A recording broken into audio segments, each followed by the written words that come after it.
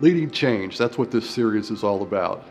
As a leader, that is really central to your role, is to be able to navigate through the turbulent ocean of change. So in order to set the stage, let's go back about 2,500 years to some of my favorite philosophers, Heraclitus, Parmenides, and Aristotle. And let's see if we can frame this thing that we call change, okay? So first you have Heraclitus. What he believed essentially, and what he espoused, was that everything is in flux.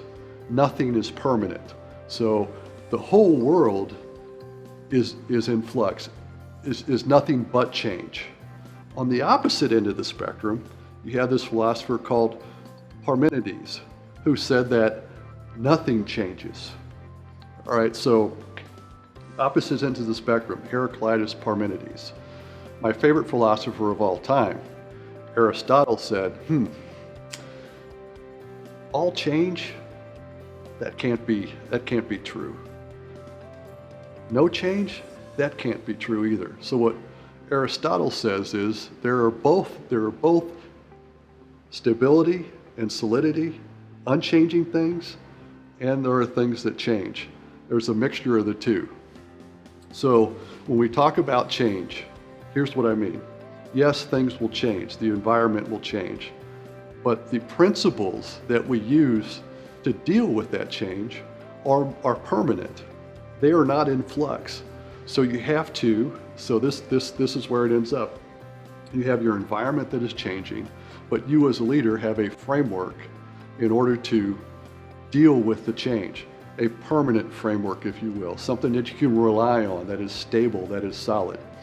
So jump forward 2,500 years to one of my favorite strategists of all time, Air Force fighter pilot John Boyd. Boyd put together a framework that I think deals perfectly with these extremes of all change versus no change, very much aligned with the Aristotelian notion of change. That's a mixture of the two. So Boyd's framework is observe, orient, decide, and act. So it's a framework of change. We call it the OODA loop. Observe, orient, decide, and act. This is looking out into your external environment. Then you as a leader, with everything that you can bring to bear, your education, your skill set, your experience, the advice you get, data, those things that are much more stable and unchanging, these principles for decision making that you use, all those things you bring to bear in order to meet the environment and then deal with the change. So we're going to talk about, in this series, a number of elements that go into leading change.